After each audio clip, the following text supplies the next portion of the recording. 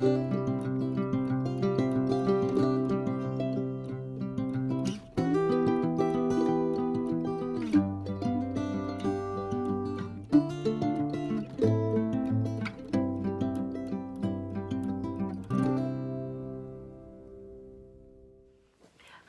everyone, my name is Aubrey Rose. Welcome back to my channel. So today I'm going to be talking about a couple of things that I like to do when I plot my fantasy books. So first off, for the most part, normally I'll have a gist of the idea. Maybe I'll run it through my story idea development worksheet, but the way I like to outline and set up my Dabble manuscript for this is I like to do a little bit of math. I've mostly done the math, so I can kind of just run the numbers by you really fast, and it should be pretty easy. So first, I like to have my chapters to be about 2,000 words each.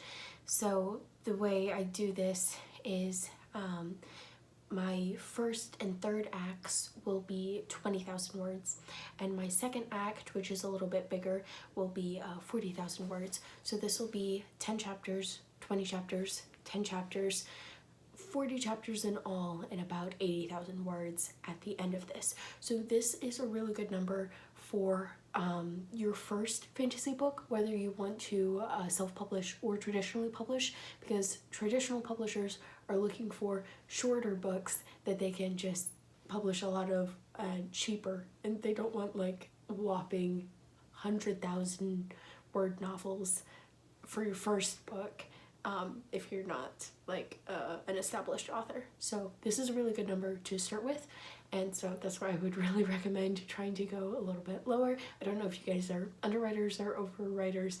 I am an underwriter, so I use this system to actually help me write as many words as I need to actually write a novel.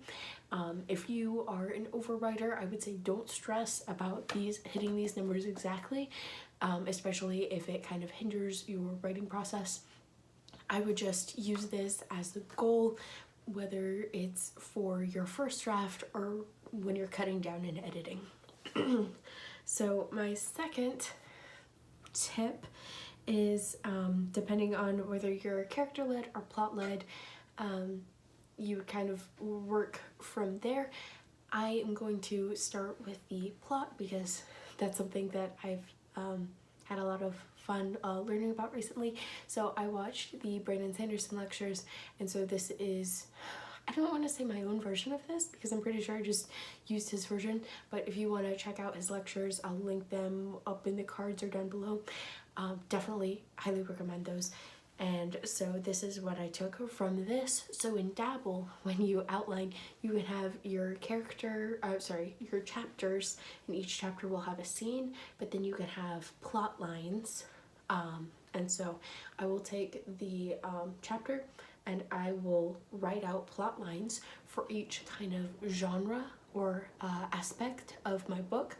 And so I'll title those plot lines whatever genres I have, and then at the end I'll just combine everything that I want to take from those genres in each chapter and then put them in the chapter scene card.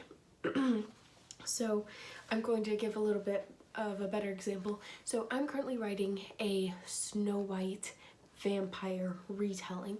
So my this is very spoilery, it's fine. My three main genres are Snow White retelling, vampire, and then star-crossed lovers. So anything that has anything to do with star-crossed lovers in this scene or in this chapter, I'm going to write in its designated plotline. Anything that has anything to do with vampires, whether it's weapons or mythology or history or an actual vampire attack, is going to be in the vampire plotline. And then anything that has anything to do with Snow White, whether it being a poison apple or like the color red or the description of someone who looks like Snow White, anything like that is going to be in the Snow White retelling designated plotline. And then whether I use all of them or whether I just use some of them, it's going to be all squished together and mentioned in this little chapter scene card. So I know what I'm doing in each chapter for each plot line, and I can hit everything and set it up all nice and smooth. And so what I also want to recommend when you do this is to pick out your genres, or your designated aspects. What did I do? Key aspects, your genres. I'm just gonna call them genres, and do your research on this. So I've been reading and watching a lot of Snow White retellings, vampire books and TV series and movies, and also learning about star-crossed lovers. So the reason you want to do this, I highly recommend reading in your genre, because otherwise there's no way to know what the obligatory scenes in each genre are. So in a star-crossed lovers, they are doomed from the beginning. I never would have realized that if I hadn't been reading star-crossed lovers books. Like, it seems kind of obvious now, but before it wasn't something that I even thought of. And so then for vampires, you're always going to have someone turning into a vampire, so you're going to see that rebirth, I guess, or just like the death and rebirth. You're always going to have at least one character go through the change through in your story. It's part of the vampire genre. It's an obligatory scene. And then for Snow White, you're always going to have the evil stepmother, the 7 dwarves, the huntsman, the poisoned apple. Very basic. And so you do want to do your research so that you know how much you need to include. So you can also get ideas on how to twist things and to put your own spin on these obligatory scenes, and then also just things that you need to include that you wouldn't have thought of before. So yes, and then outline accordingly. And yes, so those are my main tips. I do have a story idea development worksheet that has things about character worksheets that you can fill out, and world building stuff. I'm not going to go into depth about that because these were the 2 main things that I wanted to talk about right now. But if you are interested in that, Instagram deleted my account, so you can find me on Bow Staffs Are Cool. If you really want to DM me and get a copy of the story idea development worksheet that I have, I'd be happy to email it to you. If not, totally fine, don't even worry. Hopefully these tips are good and they've been helpful for you. That's what I meant. I know they're good.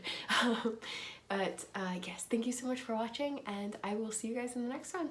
Bye.